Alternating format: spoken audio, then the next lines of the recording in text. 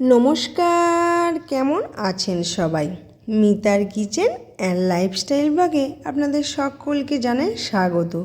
আজ শনিবার, বাজে এখন সন্ধ্যে 7:35, আর এখন থেকে আজকের ব্লগটা আমি শুরু করলাম।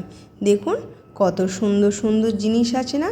এইগুলো কি অবশ্যই বলবো। তার আগে বলে দিই, আপনারা যে যেখান থেকে নিয়ে আমার ভিডিওটা দেখুন না কেন, কোনো অংশ যদি ভালো লেগে থাকে কমেন্ট করে অবশ্যই জানাবেন, আর চেষ্টা করবেন একটা লাইক দিয়ে ভিডিওটা কন্টিনিউ করার। তো দেখুন আজকে আমি সকালবেলা কি রান্না করেছি। সকালবেলা টিফিন তো করতেই হয়, তার জন্য একটি কড়ার মধ্যে নিয়ে নিয়েছি আমার পরিমাণ মতন আমি ডালিয়া। আজকে কি রেসিপি বানাবো সেটাই আপনাদের সাথে একটু শেয়ার করছি। সারাদিনে তো অনেক ব্যস্ততার মধ্যে ছিলাম, কাজকর্ম সংসারে থাকে, তাই আর অন্য কোনো কিছু রান্না করতে পারিনি। আপনাদের সাথে শেয়ার করব ভালো মন্দ, তাই ভাবলাম সকালের দিকে একটু ডালিয়া করেছিলাম, সেটা একটু ভিডিও করে রেখেছিলাম। ডালিয়াটা একটু শুকনো খোলায় নাড়াচাড়া করে নিয়েছি, এরপরে একটু মুগের ডাল ভেজে নিচ্ছি। যতটা পরিমাণ ডালিয়া নিয়েছি ততটা পরিমাণ মুগের ডাল হলে ডালিয়ার খিচুড়ি বানাবো, তো ততটা পরিমাণ ডাল হলে কিন্তু ভালো লাগে, কিন্তু ডালের পরিমাণটা একটু কম ছিল। আপনারা চাইলে এই ডালিয়ার মধ্যে ডালটা নাও দিতে পারেন।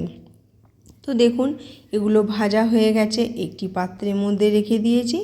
আর ওই কড়ার মধ্যেই অল্প একটু তেল, একটা চেরা কাঁচা লঙ্কা, তেজপাতা আর গোটা জিরে ফোড়নে দিয়ে দিলাম। ফোড়নটা যেই হয়ে যাবে আগে থেকে কুচানো পেঁয়াজের টুকরোগুলো দিয়ে দেব। তবে আপনারা যদি নিরামিষ দিনে বানাতে চান তাহলে কিন্তু পেঁয়াজ রসুন ছাড়াই রান্নাটা করতে হবে। তবে যেহেতু আজকে আমাদের নিরামিষ নয়, তাই আমি একটু পেঁয়াজ দিলাম। এটা হচ্ছে অপশনাল। পেঁয়াজটা একটু হালকা লাল করে ভেজে নেব। আর যেই ভাজা হয়ে যাবে তারপরে আমি এর মধ্যে দিয়ে দেবো অল্প একটুখানি আদা কুচি। আদা কুচি দিলে কি হবে, এটা বেশ ভালো লাগে খেতে। তবে আপনারাও চাইলে এখানে আদা বাটাও দিতে পারেন।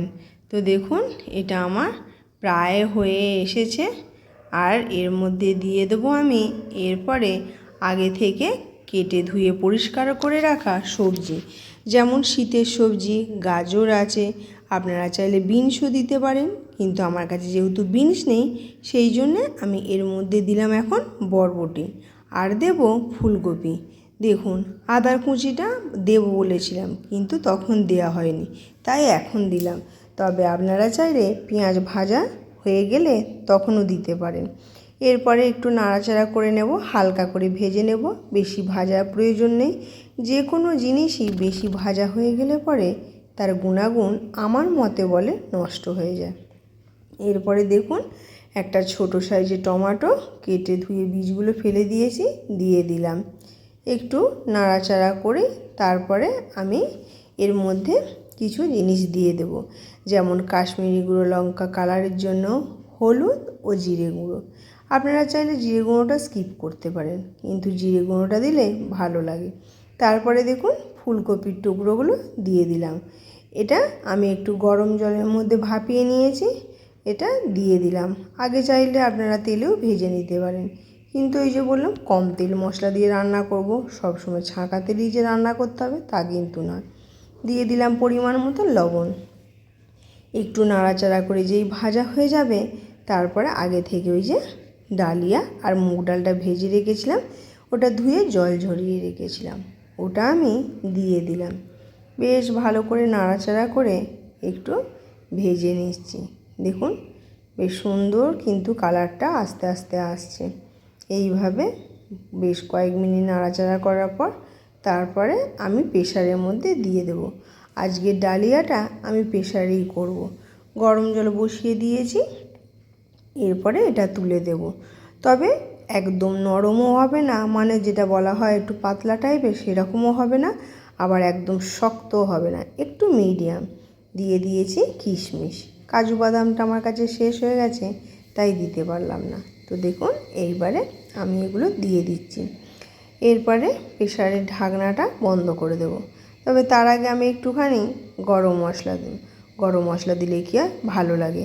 আর নামাবার আগে আপনারা ঘি দিতে পারেন, তবে ঘিটা যদি এখনও দিয়ে দেন তাহলেও কিন্তু বেশ ভালো লাগে।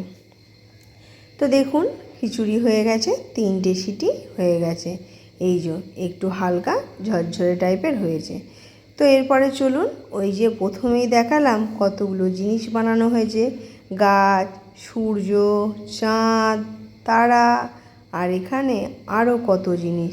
এগুলো হচ্ছে আমাদের ডিসেম্বরে এক জায়গায় নাটকের প্রোগ্রাম আছে, তো সেখানে আমরা কম্পিটিশানে নাম দিয়েছি, তারই কিছু প্রপস তৈরি করা হচ্ছে। আর এখানে দেখুন, এইখানে চলছে ছেলে আর মেয়ে, ওরা মুখোশ মানে মাস্ক তৈরি করছে। যারা যে অভিনয়টা করবে সেই অভিনয় অনুপাতে মাস্ক তৈরি করছে। তো বন্ধুরা, আজকের পুরো ব্লগ ভিডিওটা আমার কীরকম লাগলো অবশ্যই কমেন্ট করে জানাবেন। যদি ভালো লেগে থাকে তাহলে একটা লাইক দিয়ে চেষ্টা করবেন ভিডিওটা কন্টিনিউ করা। আর আপনারা যদি আমার পরিবারের সদস্য হতে চান, এখনও হয়ে উঠতে পারেননি, তাহলে আমার চ্যানেলটি সাবস্ক্রাইব করে নোটিফিকেশনটা অন করে নেবেন। যখন আমি কোনো ভিডিও আপলোড করব সবার আগে আপনার কাছে পৌঁছাবে।